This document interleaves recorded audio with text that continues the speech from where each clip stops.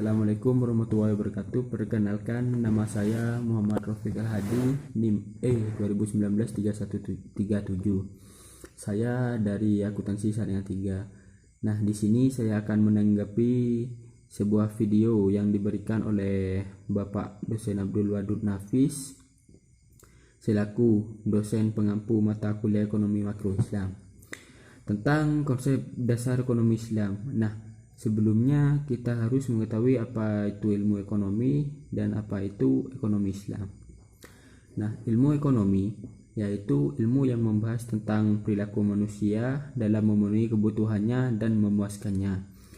Nah, sedangkan ekonomi Islam itu sendiri yaitu ilmu ekonomi yang membahas perilaku manusia dan memenuhi kebutuhannya dan memuaskannya untuk mencapai falah berdasarkan prinsip-prinsip dan nilai-nilai Al-Quran, As-Sunnah, Ijma' dan Qiyas.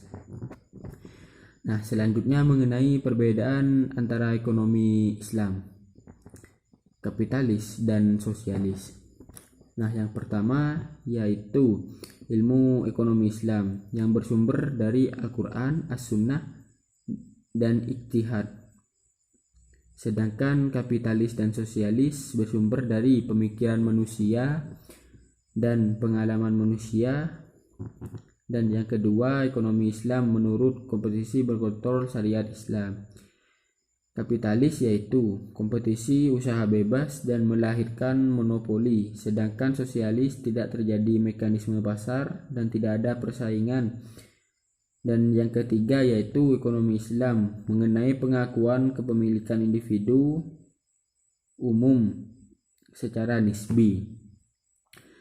Sedangkan kapitalis, pengakuan kapitalis individu secara bebas.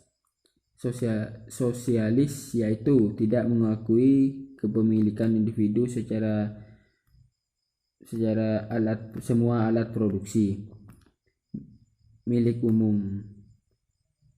Yang keempat, ekonomi Islam menurut sejarah dengan bersifat jasmani, rohani, dan akal. Sedangkan kapitalis dan sosialis yaitu kesejahteraan bersifat jasmani belaka. Yang kelima yaitu ekonomi Islam menurut mekanisme pasar, pekerja menurut maslahah, sedangkan kapitalis berjalan sendiri, sosialis perekonomian dijalankan lewat perencanaan pusat oleh pemerintah. Nah, poin selanjutnya mengenai sumber hukum ekonomi.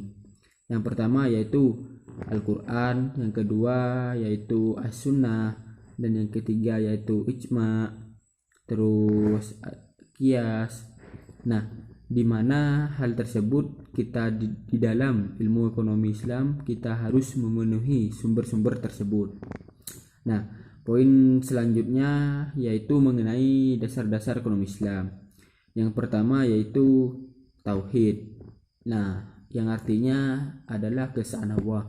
Dan yang kedua yaitu Siddiq atau amanah, yang artinya kejujuran dan amanah, yaitu dapat dipercaya atau bisa tanggung jawab gitu. Yang ketiga yaitu mengakui hak individu dan umum. Yang keempat yaitu keadilan. Yang kelima at-tawun yaitu keseimbangan. Yang keenam at-ta'un yang artinya tolong menolong. Poin selanjutnya yaitu mengenai prinsip-prinsip ekonomi Islam yang tersebar dari yang pertama maisir, dan yang kedua neror, yang ketiga riba. Nah, maisir itu sendiri yaitu permainan yang dipersyaratkan jika seorang pemain menang akan mendapat keuntungan dari yang kalah, seperti halnya bermain judi.